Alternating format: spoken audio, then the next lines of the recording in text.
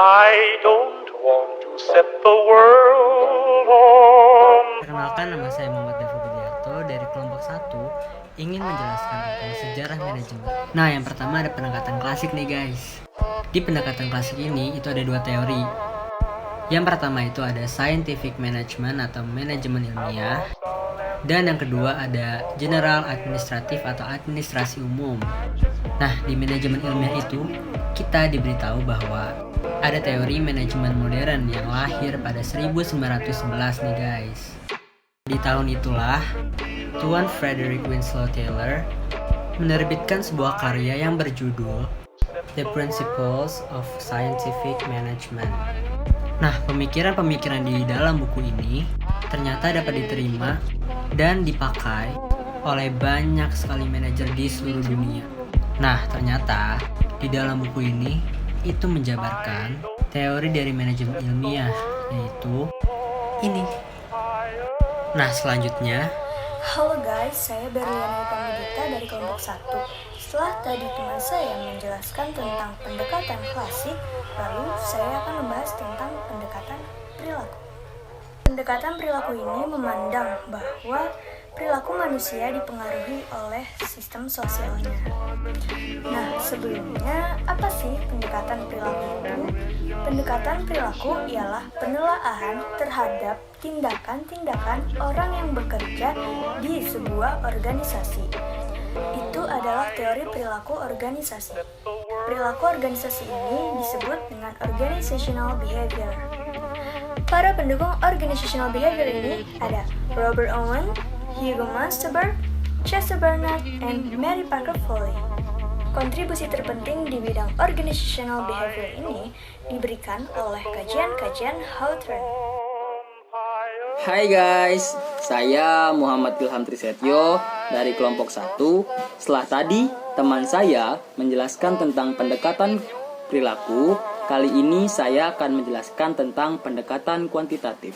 Pendekatan kuantitatif dalam buku Robbins Management Culture edisi 13 sudah ada sejak tahun 1940-an sampai 1950-an.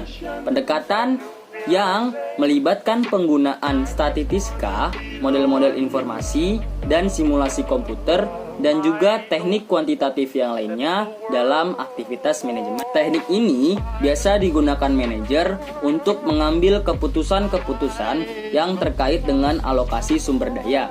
Contoh penerapannya, salah satu supermarket di kota New York menggunakan sistem satu jalur antrian dengan ujungnya ditempatkan puluhan meja kasir untuk mengefisienkan. Halo semua, saya Mandara Nugroho dan kali ini saya akan menjelaskan tentang pendekatan kontemporer.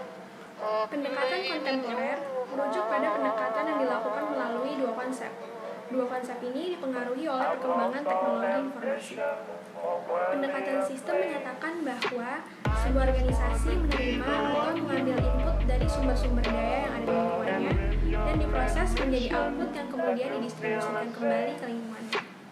Pendekatan kontingensi menyatakan bahwa setiap organisasi bersifat unik, menghadapi situasi-situasi yang berlainan, dan membutuhkan cara pengelolaan yang berbeda-beda.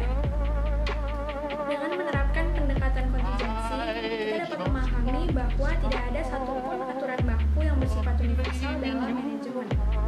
Materi berikutnya akan dibawakan oleh teman saya. Assalamualaikum warahmatullahi wabarakatuh. Nama saya Lamudino. Kesimpulan dari pendekatan klasik, perilaku, kuantitatif, dan kontemporer. Kajian manajemen ini dikenal dengan pendekatan klasik, berfokus pada rasional dan berusaha menjadikan organisasi dan para pekerja berfungsi seefisien mungkin. Dua teori utama pendekatan klasik, manajemen ilmiah dan administrasi umum. Seperti yang kita ketahui, para manajemen menyelesaikan berbagai pekerjaan dengan bercara organisasi. Hal ini menjelaskan mengapa sebagian peneliti memilih mengkaji manajemen dengan melihat orang di dalam organisasi, penerapan kuantitatif yang menerapkan teknik kuantitatif untuk memperbaiki proses pengambilan keputusan. Pendekatan ini juga dikenal sebagai science management. Dua tipe dasar sistem adalah sistem yang tertutup dan sistem yang terbuka. sekian